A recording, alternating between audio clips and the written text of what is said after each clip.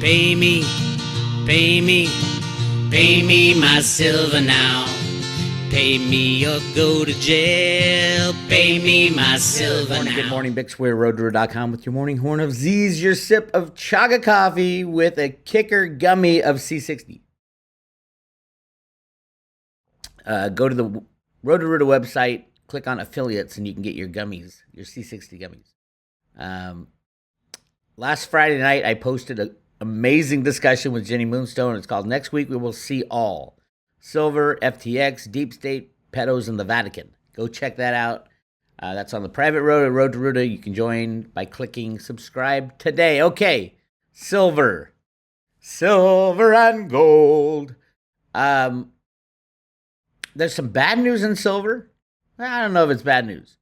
Long term, it solves one of the problems that silver, everybody's talking about silver being so massively important in the generation of electricity. Might not be in the future. I've long said we're going to have free energy any day. Any day. All it takes is the government to stand down in blocking free energies. I'll get to that in a second because it affects the solar panel industry. Silver price being held, same old shit. They're holding it above the moving averages. Again, a couple days ago, they broke through the moving averages, so they allow it to pretend to be freely traded.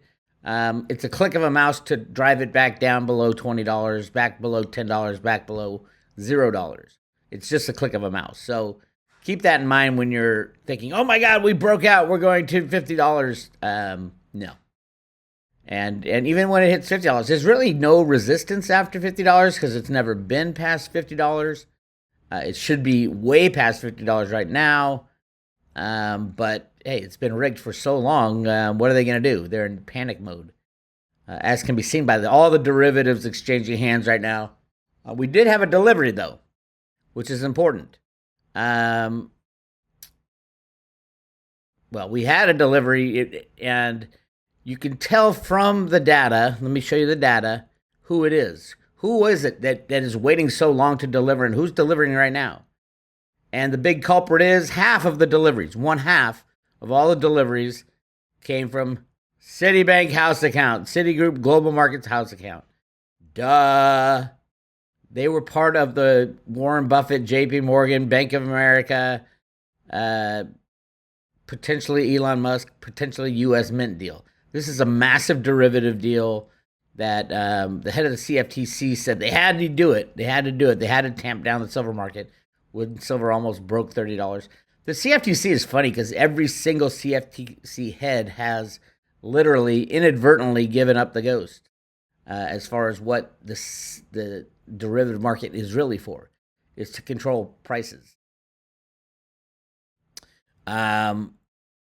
Christian Carlo, the old CFTC head, said during the crypto Bitcoin slam down when it hit almost hit 20 and then they slammed it down. He said to everybody, hey, we had to implement derivatives to tamp the price. He didn't say tamp down. That was Rustam Binham, his predecessor. But we had to bring the price down. Otherwise, the price would just keep going up. Voila, there you have the reason for the derivative markets. The price would just keep going up.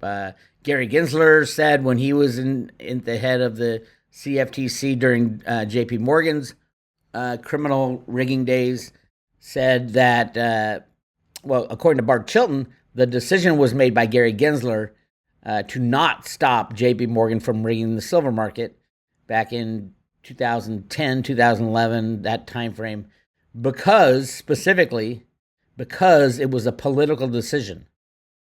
So these are the three heads of the CFTC, all three of them putting the needs and economic welfare of the big corporate traders, the big banksters, ahead of the people and ahead of the law. I mean, they're supposed to be regulating according to the law, not according to tamping down the price artificially.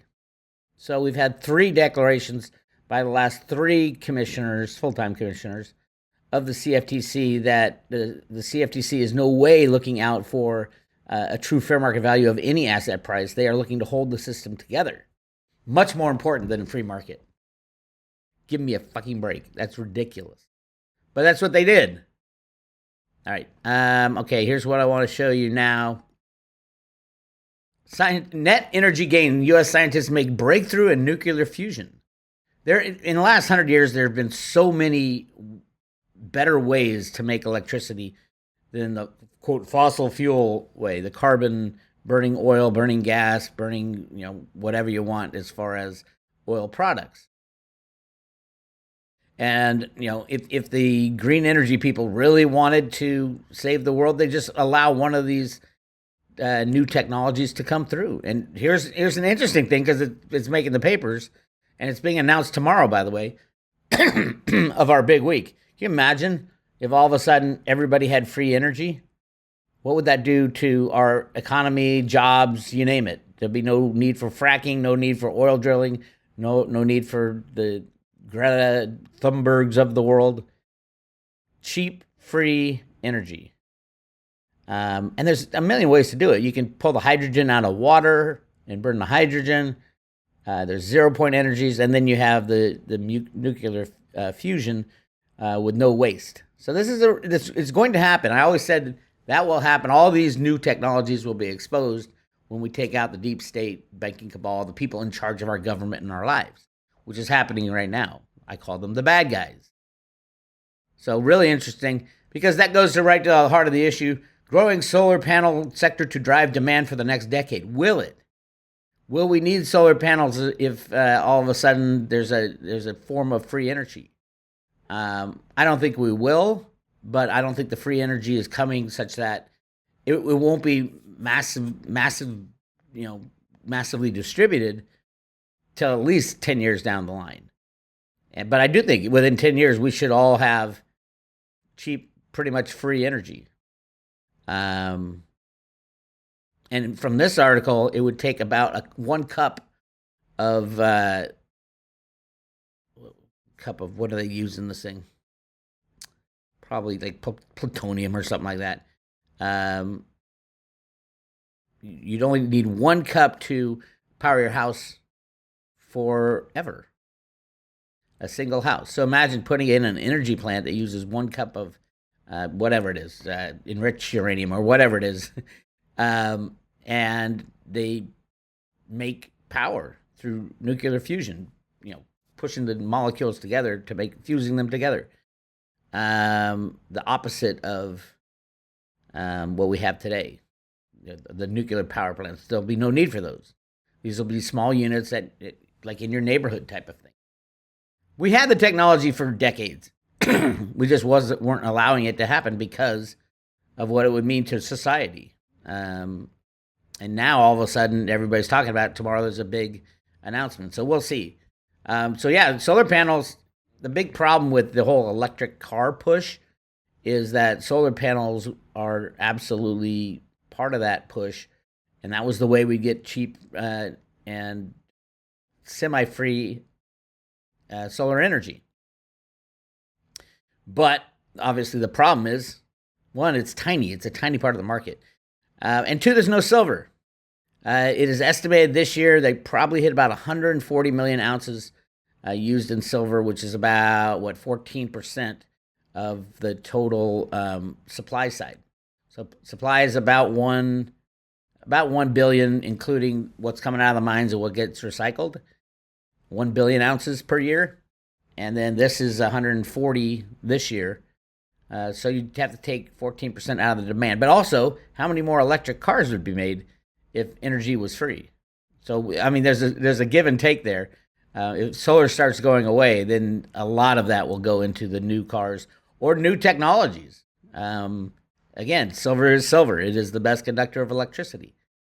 So I think I'm not worried about solar power going away in the next, as long as these stupid idiots are running the show. And then what happens when silver's freely traded on an actual exchange, not the COMEX, the futures and options exchange? So yes, definitely silver. At some point I will sell my silver investment. And there'll probably be a point when silver's freely traded.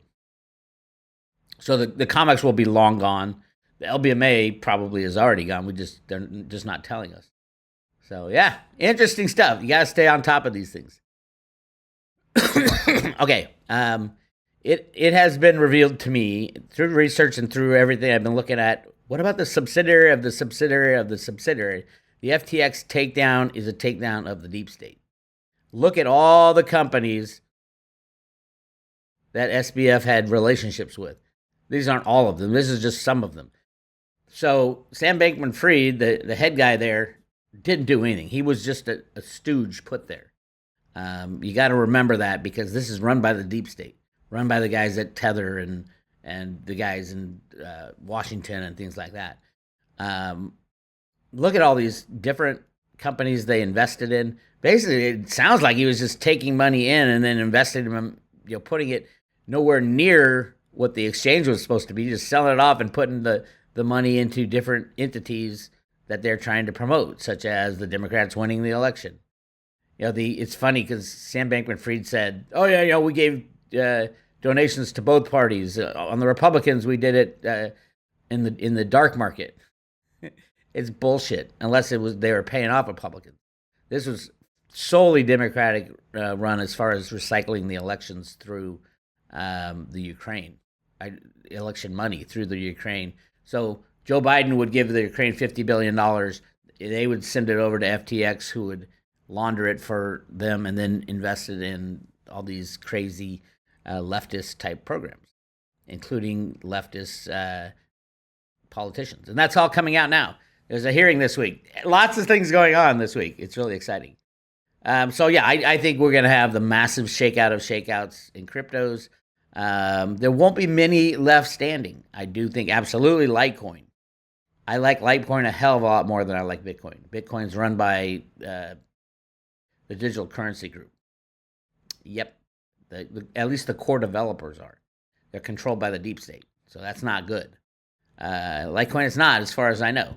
And it gets to Theta, too. Theta is not part of this gang, so they're not touching it, and they're staying away from Theta because they don't have control of it. If you think we need the internet in the future, Theta is the way to go. They have all kinds of patents on everything from distributed broadband sharing to digital rights, all kinds of things needed. They're doing it perfectly. And now any company on the planet can start a blockchain. For example, Amazon can start a blockchain on the Theta network. And the Theta would approve the transactions the way they do, the validators and the guardians, very safe way to do it. But the control of the tokens, the quantity of tokens, would be in the hands of Amazon. And any company or any person could do that on the Theta blockchain. Really interesting stuff. That is the future. So yes, I do think Theta will emerge out of this at some point.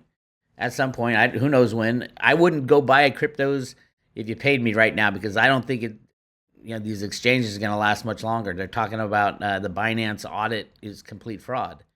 If Binance goes, all these exchanges go, and all these companies go, because that's the largest exchange on the planet. So just have what you have. My advice is sit on the sidelines. You got your Theta in your own possession.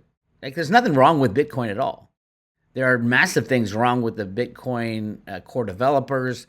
Bitcoin, whenever people get involved, that's when the corruption happens.